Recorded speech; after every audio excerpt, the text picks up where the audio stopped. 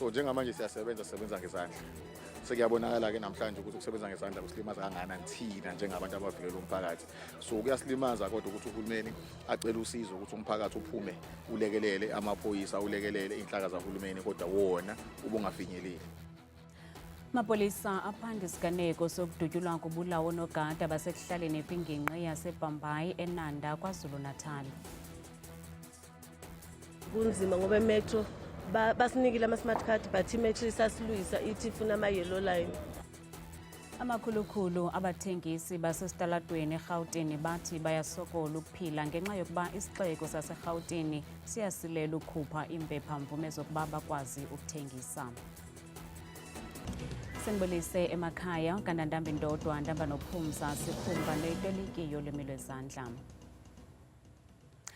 Mapolisa kwiphondo laKwaZulu-Natal aphanda isiganeko sokubulawa kwabantu abane kwingingqi yaseBhambayi eNanda isithathu kulamaxhoba ebingonogada nabagada indawo abahlala kuyo ngelokugcina ucwangco nokuthintela ulwaphulomthetho. Elinye ixhoba kutyholwa ngelithi ngumrhanelwa noye wadubuleka ngethuba lodubulo.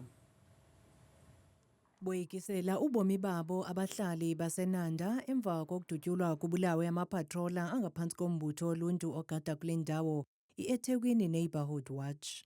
Izolo siye ngabo 8:30 to 9 sathola ireport ukuthi nabafana ababhizi kwindawo ebizwa ngokuthi iseChancele bangenela abantu babathathela amafoni babathathela nama-laptop bayababamba inkunzi babakhomba ngezibhamu labafana ukuthi abawu3 bayasho bathi lama patrollers wenu noma le forum sizoyiqotha sizoyibulala yonke kuzorula thina la ubuyona umyalezo abawushiyayo umuntu nomuntu abemangabe befika beyobamba khona lenkunzi ke labafana beqhamuka ekhoneni beqhamuka beza kuthina bewu3 bavele baqhamuka bahlwayela ngenhlamvu sesebenzise 2 years kuba kwayona iseyintsha isandi kuvela. Inkulumo yokugcina esiyigcine nami izolo eyokuncokola ngento yasekhaya. Sinezinto esifuna ukuzakha lapha ekhaya eziwu4. Lo mbiko osificile uma ngase ngokulinganisele ngokuthi uthema ufika lo mbiko okuthina ngingakulinganisela nokuthi uma ungitshela into ngilele kube sengathi lento uzobuya uthi uyadlala. Kube njalo ukufika kombiko umntanami kube ngathi obefika amadoda ezongilethela lo mbiko lapha ekhaya azobuya athi hayi into sesiyakudlalisa. Amaphoyisa asifeyilile uhulumeni nje wonke usifeyilile sizamile ngendlela esame ngayo but akulungi into eyenzakalayo sithi sila emphakathini bona laba abantu ingababiza ngokuthi abantu abathi bagade umphakathi yibo kanye abasibulalayo ababefike ngaqala babizwa ngoba uqinamhlali lo qinamhlali usebenzisa ipolitiki so yiyo into esibulalayo esindaweni esihlele kuyona and uba ngaphuma ipolitiki kwazi ukuthi basibizela amasotsha azokwazi ukusigada amaphoyisa asifeyilile uhulumeni usifeyilile kade sikhalaza. Kananjalo abasunguli balombutho bathi banomnqweno wokuncediswa nguhulumente ngezixhobo nengqeqesho yamalungu abo. Some patrollers emuva ayithela kubona and bawadubula and mabewadubula siku-crime scene njengamanje omunye ulale nje iqamamana la sikhona omunye futhi walale eduze kwakhe then omunye ushonela esibhedlela and abantu abo4 khumbula labantu abasebenzi baphephisa umphakathi mangase sithi manje abayeke abakwazi ukuyeka phela umphakathi ngakhala khona ukuthi amaphoyisa amancane kunomphakathi and nathi silanje sisanda kuba adopter. Cabanga ukuthi uhulumeni uyabona njengamanje ukuthi insizwa kusebenza sibaleka kangakanani emsebenzini esiwenzayo ngoba ngaphandle kwazo awukho umsebenzi wathi uba nzima kakhulu ukuthi siwenze nanokuthi ke kuyowenza ukuthi umphakathi uvikeleke ngendlela eqondile nendlela ephephile. So njengamanje sisebenza ngezandla. Sekuyabonakala ke namhlanje ukuthi ukusebenza ngezandla kusilimaza kangakanani thina njengabantu abavikela umphakathi. So kuyasilimaza kodwa ukuthi uhulumeni acela usizo ukuthi umphakathi uphume ulekelele amaphoyisa ulekelele inhlaka zahulumeni kodwa wona ubungafinyeleli. Uganda amapolisa aphanda amatyala amane okubulala. Kanti indaba ezingena ngoku sisemoyeni afunyanwa amathambo kasomashishini obelahlekile waseMpumalanga ecingelwa kuba urhaqwe eKomati Port. Amapolisa kunyanzeleke kuba adubule enye yengwenya kwaye ithe xa ivulwa kwafunyanwa amalungu omzimba wakhe. Makhulukhulu abathengisi basesitalatweni eGauteng bathi bayasokola ukuphila ngenxa yokuba isixeko saseGauteng siyasilela ukukhupha impepha-mvume zokuba bakwazi ukuthengisa. Bakwatyhola esi sixeko ngokurhuqa inyawo ekukhawulelaneni nale ngxaki yabo. Umbutho i-Socio-Economic Rights Institute of South Africa uthi le ngxaki yaqala ngo-Okthobha xa abaphathi besi sixeko besusa abanye abathengisi ngenkani kwaye bahlutha impahla yabo kwiindawo ezininzi kumbindi wedolophu. Ezinye iindawo zokuthengisa kumbindi wedolophu yaseGauteng zathi zabhengezwa njengendawo ezingezizo zokuthengisela, nto leyo eyadala isankxwe nefuthe elibi kubathengisi basesitalatweni. Kungokunje abanye baba bathengisi basesitratweni kumbindi wedolophu yaseGauteng batyhola urhulumente ngokubaxuthela intlaka emlonyeni nethuba lokubeka isonka etafileni kumakhaya abo. On the 2nd of October, the mayor comes and remove everyone. And they are claiming that these people, they hijacked these places, which is not true. These people and these places, they were demarcated by the city of Johannesburg. We expect that they can follow the procedures. If ever they say maybe the street is no more permitted for trading. But they are not simply doing that. That's why we decided to take them into court. Iseri sele ifake isicelo senkundla egameni labathengisi abachaphazelekayo ngelithi izenzo zesisixeko zishiye abantu abangaphezu kwe-661 bengazi baza kuthini. Nangona kunjalo, umasipala kusafuneka abhalise ngokufanelekileyo abathengisi okanye ababele ezinye indawo zokuthengisa. There's a policy that they should be following. We were still busy with sitting in meetings with them, following the procedures according to the policy. But all of a sudden, we were shocked and people are removed. And suddenly now, it's almost 7 months now, people are suffering. They cannot feed their families. Kwabaninzi, ukungasebenzi kangangexesha elide kuye kwaba neziphumo ezibuhlungu ukuba ababathengisi bashiyeke bengakwazi ukondla iintsapho zabo yaye bejamelene noxinzelelo olukhulayo lwemali. Kunzima ngoba emetro basinikile ama-smart card but imetro isasilwisa ithi ifuna ama-yellow line. Funeke njalo nje uhlale ungakwazi nokushiya umuntu la. Si-affecte kakhulu and sikhathele abantwana bethu baphila khona. Mina ngina 23 years ngila. Isixeko besingekafumaneki ukuphefumla ngoku. Liyakhula ukruthwa-kruthwano malunga nabemi bangaphandle abakweli ngokungekho semthethweni nanjengoko kukho imingcelele eliqela ebanjwe kutshanje kwizixeko ezinkulu zeli okukuvuselele ingxoxo-mpikiswano yokuba ingaba urhulumente weli wenza ngokwaneleyo kusini na ukuza nesisombululo kwingxaki yabemi bangaphandle abakweli ngokungekho semthethweni. Abanye babemi bangaphandle bahlaba ikhwelo kwabasemagunyeni kuba badibanise intloko ukuza nesisombululo ingekaphumi esandleni le meko igqubayo kweli.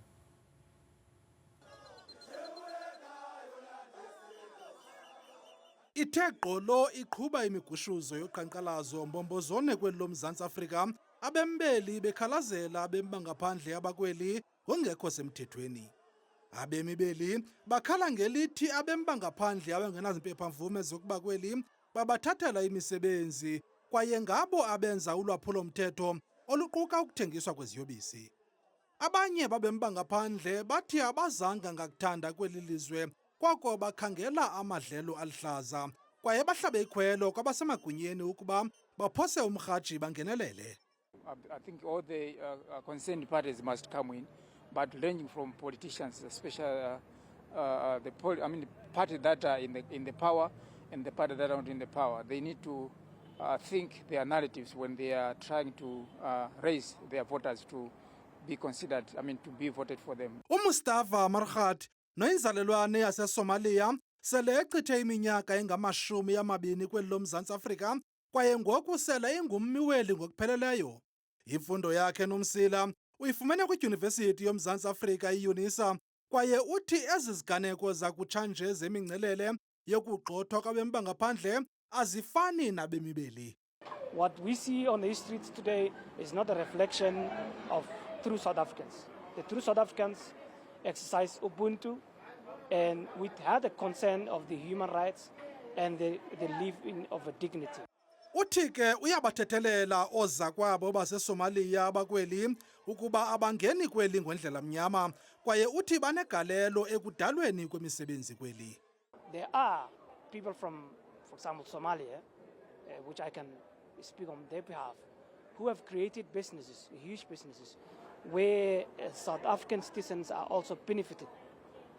Remember, a businessman from Somalia is running under South African property. Do we agree that? And they rent to South African families. Ngokwengxelo yeziko lenkcukacha amanani uninzi lwabemba ngaphandle abakweli baphuma kwingingqi yeSADC.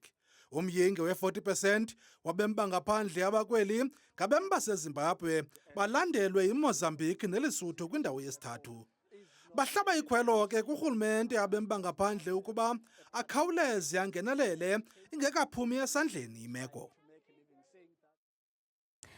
uMzantsi Afrika likhaya kubantu abangaphaya kwe-26 million abadlala ii-games besebenzisa ubuxhakaxhaka bale mihla nababizwa ukuba zii-gamers ngelasemzini. Eli candelo alaziwa ubukhulu balo kungoku i-Pixel Creators lijonge ukubamba ii-road shows ngelizama ukubala ubukhulu beli candelo. Igxile kwi-gaming, animation kuquka ne-augmented reality. Ngoku sinoxolile Vundla emnxebeni. Siyakwamkela Xolile, yintoni Pixel Creators kwaye yintoni indima eniyidlalayo ekuphuhliseni igaming kunye necandelo le-digital creative eMzantsi Afrika? Molweni Sisi, thank you for having us. Pixel Creators is a company that was created in 2025. It has and it works under the Department of Sports, Arts and Culture, and its role is to support the growth of the gaming, animation, visual effects, and esports sectors. What we do is across the value chain. So we're looking at what the needs are and working together with industry and other members of the community to develop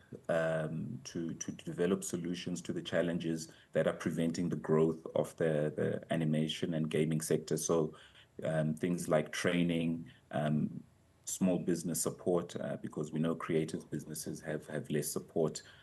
So yeah, those are some of the things that we do. Xolile, abantu abaninzi basacinga ukuba igaming into yokonwaba kuphela. Kutheni le nto nesithi eli candelo liyinxalenye ebalulekileyo kuqoqosho lwaseMzantsi Afrika? I think, you know, yes, the entertainment part of gaming is obviously where it started, and it's a very big part of the gaming sector at the moment. But if you look at what's happening in society, things are changing, and gaming is going to be a big part of many different parts of our lives. So if I take education as an example, we know that many of the schools are starting to go digital. They're giving their kids tablets to use, and with those tablets, it creates opportunities for the education system to talk to the young people in the language that they are used to, the things that they are engaged with, the games they play, the social media that they consume. We can now give them, you know, a platform where they are comfortable and that they enjoy consuming but learning at the same time. So that's one example. Businesses are also using, you know, gaming techniques and technologies to improve how they are working. You know, so even just a small thing like rewards, you know, that's one of the gaming concepts, and how you perform, you get certain rewards, you know, so those kind of things are happening in the business world. So gaming is going to be in many places. Njengoko niza kutyelela iMpuma Koloni nephondo laKwaZulu-Natal, ingaba abantu bala maphondo baza kuzuza ntoni?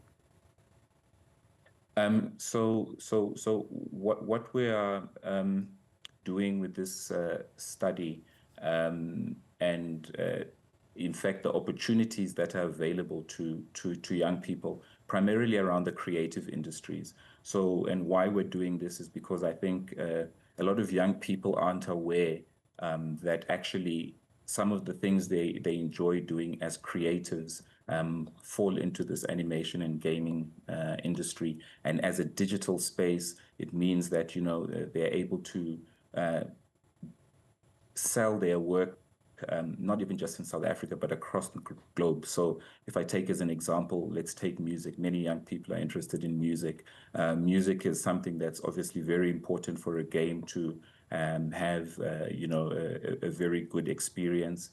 So you get people who compose music, which is what you hear a lot of in the background. Then you get sound engineers coming in and putting in something called special effects. Those are the sounds you hear, like when someone shoots a gun, or when they punch or something like that. Those are the kind of things. So there's many creative disciplines, and obviously the people who are learning IT software, there's a place for them in gaming. So gaming brings together the creative and IT worlds, and what we want to do is ensure that young people have, because gaming is a very big industry globally, and we're saying we must be able to empower young people to be able to take advantages of work and employment opportunities that this global industry offers.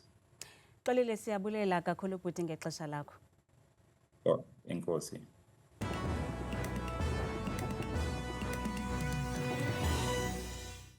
Nkosi kakhulu ke mamqwathi nomamzango ezindabeni. Ndiyakubulisa mbukeli wami ekhayeni, ndikwamkele ke kwiqonga lam leMozulu. Mna ke bethu igama lam ndinguthabile ke ndiyinzwakazi yabadebo kubanzi ke masiyijongeni yenje nje kaloku iMozulu leyo ke emzontsundu esiye siyiphawule ke ngokugangatha kaloku umganeko wethu ke imvula imimoya kakhulu kuMzantsi Afrika ngokubanzi. Nawe uyawuthi uqaphele ke apha ekhaya uba noko kusibekele kakhulu kwiindawo ezininzi ke kwelaa phondo lonke lase-Free State, indawo ezininzi futhi eGauteng, eMpumalanga ngokumandla futhi kulo lonke nelaa phondo laphaya koLimpopo ngokubanzi ke apha ekhaya masijongele amaqondo wethu ke mbukeli wam aphansi naphezulu ke sivule ngephondo lokuqala liphayana lona kaloku kwelaa phondo ke laseMpuma Koloni, kwindawo ezininzi ke mbukeli wam kwelaa phondo futhi ezikumantla, indawo ezininzi phaya koJamestown, eKomani phaya Malitswayi, Xaba ngamafu futhi nenkwankca iyabikwa kakhulu xa bevuke ekuseni phaya ngenxa yaloo maqondo wabo phantsi kakhulu ngo-6 degrees. Kanti ke baphila kanje futhi kwelaa phondo eliphaya ke Free State, kwezo ndawo ezininzi futhi ke ezikwimpuma nakumantla futhi kwelaa phondo, ndawo ezifana phaa kaloku umzekelo kooFrankfort, amaqondo wabaphantsi futhi sisibhozo eza nengqele kakhulu ngelaa xesha labo lokuvuka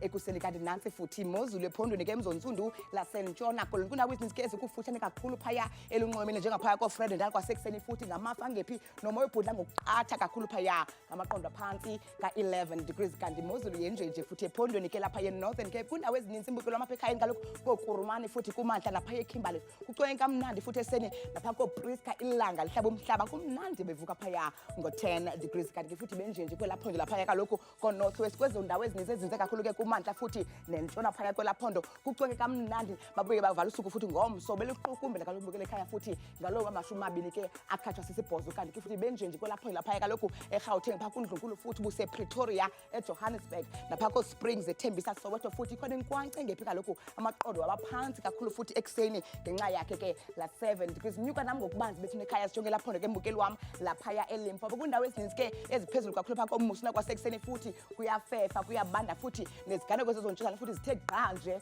yonke laa ntsasa ngamaqondo aphantsi ke ka-20 degrees. Kanti ke futhi benjenje kwelaa phondo laphaya eMpumalanga, kwindawo ezininzi ke mbukela futhi ezikuntshona nombindi kwelaa phondo phaya eMalahleni kwasekuseni futhi yiloo ngqele loo nkwankca ngo-10 degrees. Kubande kakhulu ke phaya eMelo futhi amaqondo aphantsi ngo-7 degrees. Bukele ekhaya vuka kaloku nam ke ndiyivale ndiyisonge imozulu phaya ke KwaZulu Natal, kwezo ndawo ezininzi futhi ezikumantla nentshona phaa kwelaa phondo futhi kooNewcastle kwasekuseni kuMiyoli phaa kucwenye kamnandi futhi ngo-8 degrees naphaa koVryheid ekuseni futhi ngo-12 degrees. Mna ndikuthande kangaka xa eshwele imiyoli.